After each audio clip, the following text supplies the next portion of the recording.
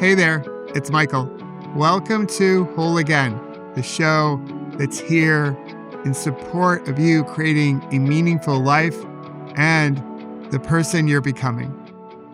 And I'm excited to share a new series with you that will air this summer as America turns 250 years old, which is still pretty young relative to many other countries across this big blue marble that we all share.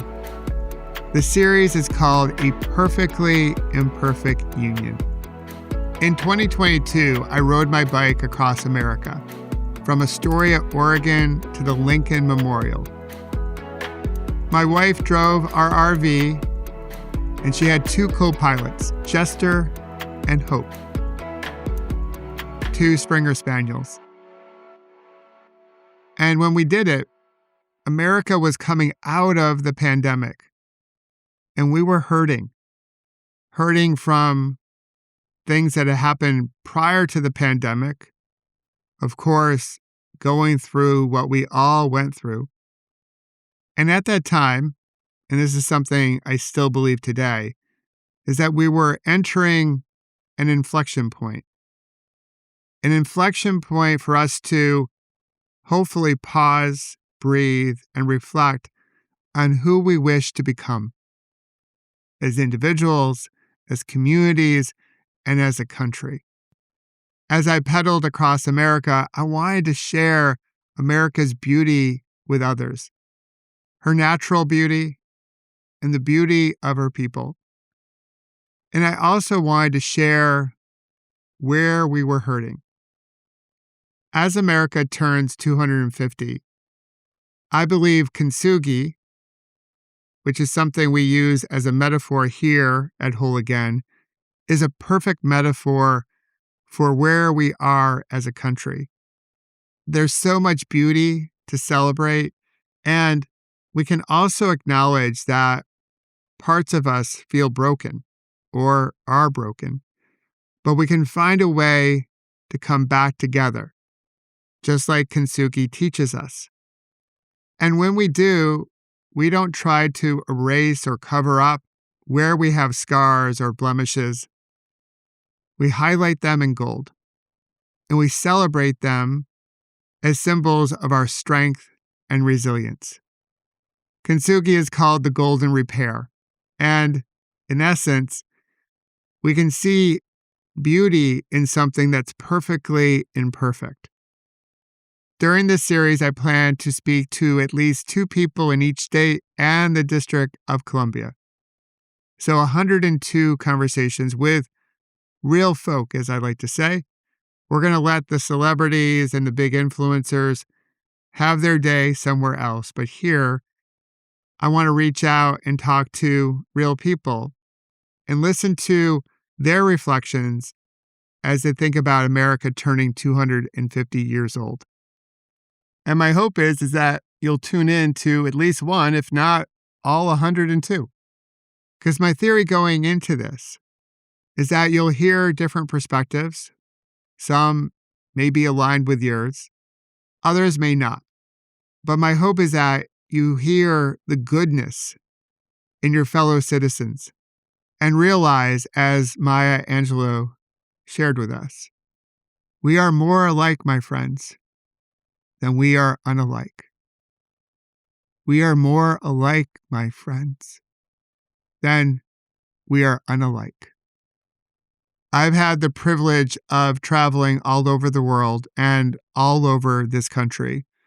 And this belief is something that I hold deep inside of me. So yes, I do believe that we are more alike, my friends, than we are unalike. So if you're ready to get to know one of your fellow neighbors, take a healthy breath in and a slow releasing breath out and get to know John Harrison.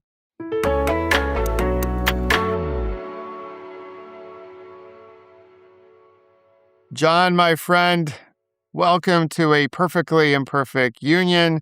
I'm so glad we get to do this together. So welcome. Thank you so much, Michael. Glad to be here. Yeah, this is one of our LinkedIn social connections, and now we get to actually talk in real life. It's pretty cool. I love it. So, for those that don't know you, who is John Harrison, and where are you calling in from today? I'm a longtime business leader who's worked in large companies, small companies, now doing a startup, trying my hand in entrepreneurship. Nice. I feel like I'm the most fortunate person alive because I had uh, leaders who believed in me and literally changed my life and gave me opportunities to do things that I didn't even know existed when I was at university. Oh, that's so cool. And I'm calling in from Little Rock, Arkansas. Little Rock, Arkansas. That's awesome. So you're the first person in this series that's coming to us from Arkansas. So for those that don't know Arkansas, because we live in a big country and not everyone has been to every one of the 50 states. So share something really cool about Arkansas that many people might not know about. Well, there's one thing, the people are amazing, and we live here by choice. But one thing that is absolutely unique about Arkansas in the world is it's the only place where there's a publicly accessible diamond mine. Oh, wow, really? And Crater of Diamond State Park is about an hour away from Little Rock. And if you find a diamond there, it's yours to keep. Cool. And the next question everybody asks is, but does anybody actually find diamonds? And in fact, last year in 2025, there were 403 diamonds found over the course of the year. As you're sharing this, John, what it's coming up in my memory bank is that there was a story, I think it was in the New York Times because they do the weddings of the week, about a woman who went to this diamond mine Hmm. to get her diamond engagement ring. Or I'm getting some of the facts mixed up because the memory's a little fuzzy, but like it was such a cool story. Now that you bring it up, I'm like, oh my God, it's the same thing. Exactly. And it's the only one in the world. Very cool.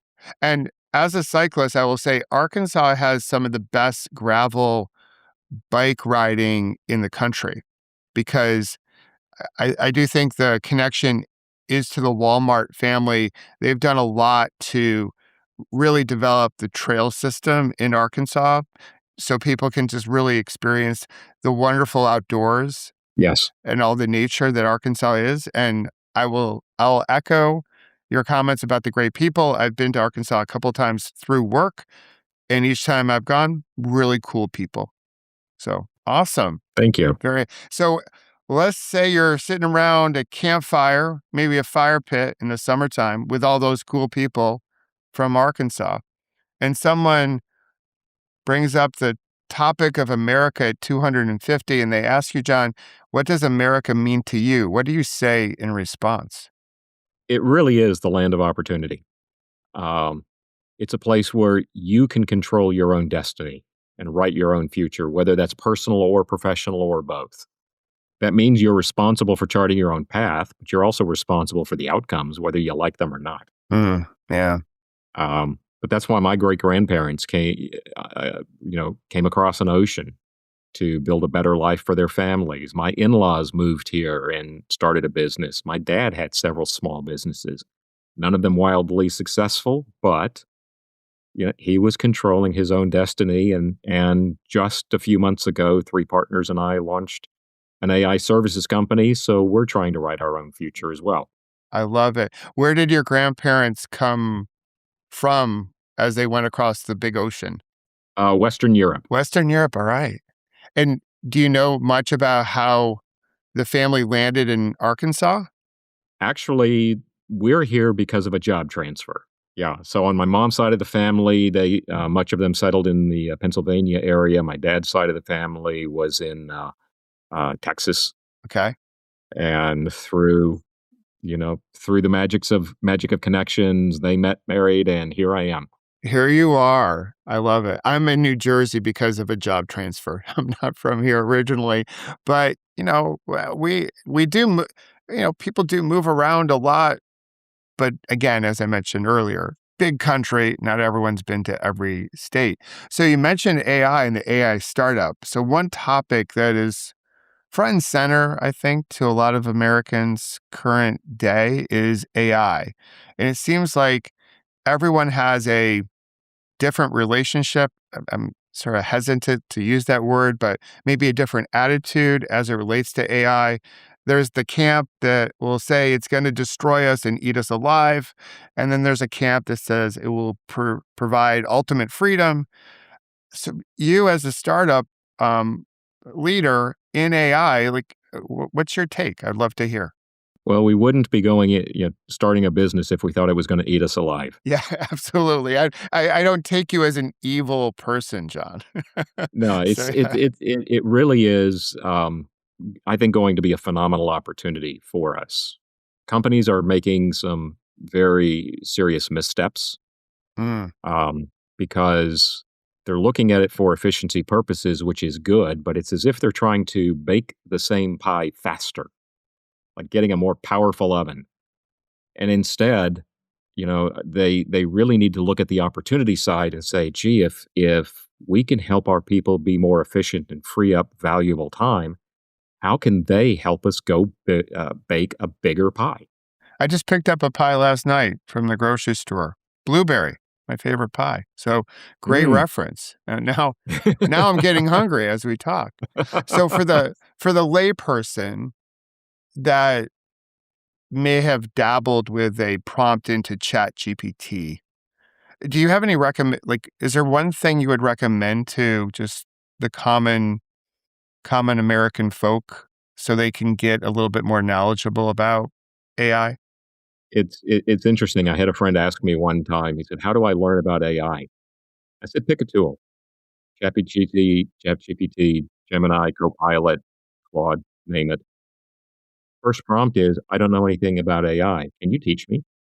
Oh, wow, that's a great prompt. Yeah, that's great. And but it's like anything else. You have to learn by doing. I like to say, Michael, nobody ever learned to ride a bike by reading a book. Absolutely. You gotta put in the reps. Yes. You gotta do the work. Yeah, you gotta turn the pedals, and that's how you learn to ride a bike. But I love that prompt. Really basic, but maybe not too many people have actually thought about using AI to teach them about AI. I love it. So one of the things that is also, part of the news and part of our culture really for a number of years now is this feeling that we're divided, we're separate. There's a lot of angst in the world. So if you look at our country, and I use kintsugi for my podcast as a metaphor because we can break and we can come back together. So in this spirit of, if there was one thing you could repair or help the country heal or come together on, maybe not perfectly, but maybe a first meaningful step, what would that be for you? It's a great question. From my observation, it seems we've lost the willingness to be respectful and civil towards each other, even when we disagree. Um, and it's almost as if you see everybody becoming a narcissist, whether they're running stoplights or red lights or, um, you know, what have you. But we've got to regain that respect for each other and being civil to each other so then we can have honest discussions and debates about points we disagree with. We've gone, Michael, in our lives from having those discussions and debates to poking each other in the eye. Yeah, that is a very fitting description. Yes, we used to be able to have those conversations without just losing it all Hmm. and attacking the other person. Yeah, I'm with you. Shane, who I interviewed a couple of weeks ago for this series, she's from Pennsylvania, and her big thing was like, how do we find the respect again for each other, even when we don't see eye to eye, because we're not going to see eye to eye on everything, and we don't have to your point, poke each other in the eye in order to win the argument, right? And so we can be curious with each other. Yeah. And that's the key, being curious to, it's an opportunity to learn. I'm part of a group that gets together once a month, very different personalities, very different backgrounds, and we don't agree on a lot of things. But around coffee, we have some very interesting, deep conversations, and it's a lot of fun. So we can do it. We just need to regain the will to do it. I agree. When I was riding my bike across the country, I stopped into a cafe in Rushville, Indiana. And as I walked in, it was the Moose Cafe and Antiques. And there was this big round table, and there were like 12 people around the table of different generations, different perspectives. As I came in to get my morning coffee and my muffin to fuel the rest of my ride that day, they were in great debate, but I could tell that there was a respect. They were arguing back and forth on whatever the topic was. And when it came time to leave, they were curious about me because I walk in with all my cycling gear. I look like an outsider because I was an outsider. But when I left, I was like, wow, like those 12 people, and even from my perspective, I would add a 13th in a different perspective on things. They all said, God bless you, safe travels. They found a way to like ease their differences in that moment and then look to a stranger and just wish a stranger a safe voyage. I thought that was like one of those moments of the trip that really stuck with me. Absolutely. So you mentioned pie, but I want to switch gears to cake because what's a birthday Without a cake. without a cake? All right. And so I know not everyone likes cake. I've already talked to some people that are not cake fans, but I'm going to go on the assumption, John, that you might like cake. So what kind of cake are you serving for America's 250th birthday? Taking a cue from Neapolitan ice cream. Let's do a multi-layer cake of strawberry chocolate and vanilla. Ah, yes. I like that. You're I think the second person that mentioned that. So I think that's a good choice. And since there are 250 candles on this cake, it's going to take a while to blow them out. So as you blow out the candles, what's a wish that you wish to make for America on her birthday? That we repair the fracture we just talked about. Let's find that once we find that civility and begin to have the honest dialogue again, as opposed to having individual monologues, then I believe that's the first step towards really repairing the fractures and putting us back on a common trajectory that we all can support and agree with. I think that's a good wish. So the last person I spoke to in this series was Raquel from San Diego. She claims they have the best weather. I did not argue with her. No? She has a question for you, John. Okay. And you get to ask a question of the next person I speak with, who will be Jake. So her question is, what helps you really come up with a good belly laugh? Like what makes you laugh in such a way that like the belly hurts? Is it anything come to mind? It's when it's something very unexpected occurs. Yeah. It's a good dopamine release when you can laugh in that way, like that unexpected laugh, and you're almost crying as you're laughing, right? Yeah, absolutely. Awesome. Now, what question do you want to ask of Jake? It can be really anything under the sun. It doesn't have to be about America at 250 years old. Obviously, Raquel's question was more about laughter than about America's birthday. So is there a question of curiosity that you have for Jake? Yeah, as he's had this conversation with you, what has Jake learned about himself that he didn't expect? Okay, cool. I like that. Well, I will ask him that in a few hours. John, thanks for joining me on a Perfectly Imperfect Union. I love the ripple that you're putting into the world, and I love the fact that you're trying to help us navigate AI in a responsible and in a very innovative way. So my recommendation to you is keep pedaling, sir. And thanks for being here. Thank you so much, Michael. Great to see you again.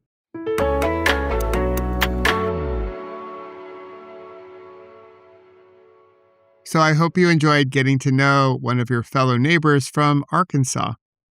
And I so appreciate John's wish to bring back some civility and maybe ease all these monologues and have more conversation. That's the spirit of our Perfectly Imperfect Union series, is to have conversation. Yeah, it takes some time, but it's the best way to connect and truly start to understand each other. Of course, I think we all know that if we really want to come together, it will take more than just wishing. It will take action. And maybe that action starts with a conversation that allows us to be fully seen, heard, and appreciated, or I would say loved. One human to another, even if we don't see the world the same way. I believe that 97% of people are good. There's a like-heartedness in that goodness. And if we lead with our heart, we can be open to different mindedness. That's how we can come together and form a more perfectly imperfect union. If today's conversation resonated with you, I hope you'll share it with someone you know. And if either you or someone you know would like to join me for a conversation, please reach out.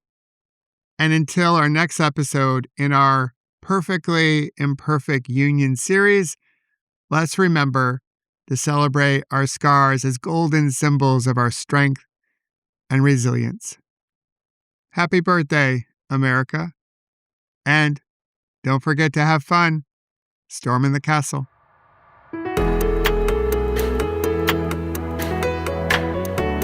And if you wish to learn more about creating beautiful ripples and how to prevent a bad moment from turning into a bad day, please visit my website, michaelobrienshift.com, and sign up for my newsletter called The Ripple Effect. And join us each Monday, Wednesday, and Friday here at Whole Again and discover how you can heal, grow, and become more resilient, and celebrate our scars as golden symbols of strength and resilience. Until then, remember, you can always come back to your breath. You've got this, and we've got you.